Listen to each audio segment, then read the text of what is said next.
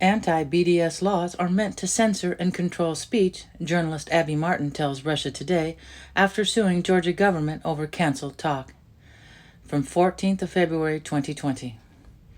Barred from speaking at a public university over her refusal to sign a Pledge of Allegiance to Israel, journalist Abby Martin is now suing the state of Georgia, arguing its anti-BDS legislation sets fire to the First Amendment.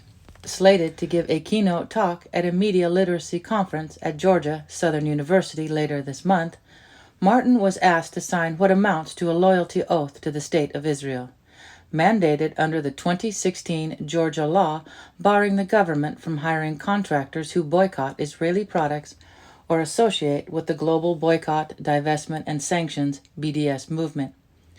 Martin told Russia Today she was shocked when she saw what she was asked to sign. "I was not anticipating this whatsoever," she said. "I was aware of the issue. I've talked about how over 24 states have employed this measure for independent contractors, but I just never connected the two."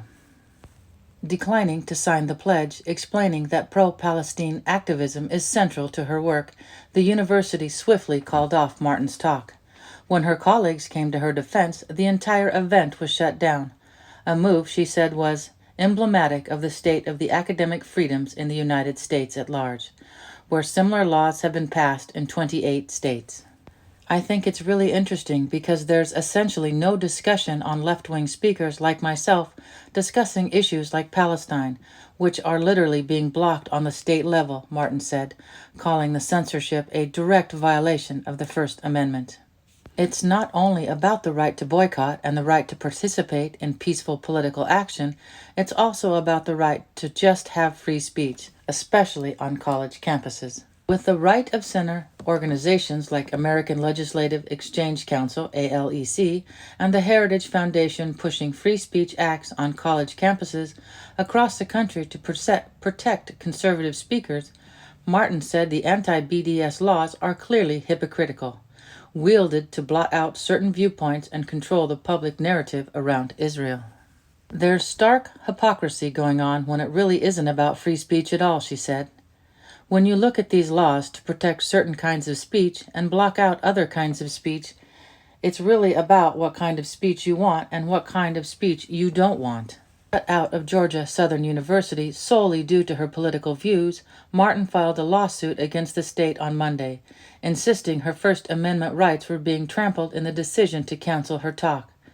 The former Russia Today host said she's confident about the case, hoping it will mean that no independent contractors will have to forfeit their civil liberties and constitutional rights in order to just work in the state. "These are laws that never should have been passed in the first place. This is the fault of the state legislators that have passed these laws in direct violation of the U.S. Constitution." There is hope for the suit. Last April, a Texas judge blocked the state government from enforcing a similar anti-BDS law, ruling it impermissible content and viewpoint-based restrictions on protective expressions, which sought to manipulate the debate around Israel through coercion rather than persuasion.